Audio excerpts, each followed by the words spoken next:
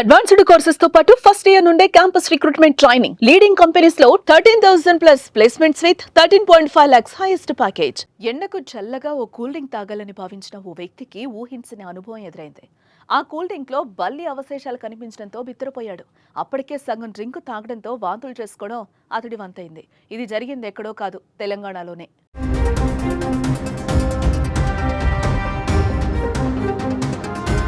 నిత్యం కలుషిత ఆహారం, కలుషిత పానీయాల ఘటనలు వెలుగు చూస్తూనే ఉన్నాయి. ఏది తిందామన్నా భయంతో వణికిపోవాల్సిన పరిస్థితి వచ్చింది.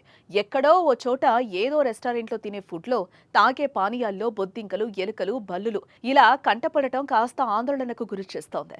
ఇప్పుడు డ్రింక్లో బల్లి కనిపించడం కూడా మరింత కంగారు పెడుతోంది.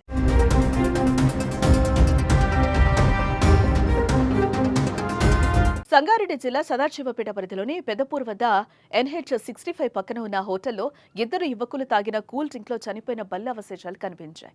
సగం కూల్ డ్రింక్ తాగిన తర్వాత కస్టమర్ బల్ల అవశేషాలను గమనించాడు. ఇదేంటని హోటల్ యజమాని ప్రశ్నించడంతో నిర్లక్ష్యంగా సమాధానమిచ్చాడని యువకులు ఆగ్రహం వ్యక్తం చేశారు.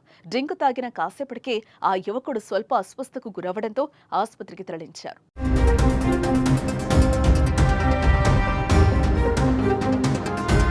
అపరిశుభ్రమైన కిచెన్ సందర్భంగా ఆహారం కలుషితం కావచ్చు, కానీ ఎన్నో జాగ్రత్తలు తీసుకుంటూ తయారు చేసే కూల్ డ్రింక్లో బల్ల అవశేషాలు కనిపించడంతో డ్రింకు ప్రియులు ఉలిక్కిపట్టుకు గురవుతున్నారు. గతంలో కూడా ఇలాంటివి జరిగాయి. బీర్ సీసాల్లో కూడా బొద్దింకలు కనిపించాయి.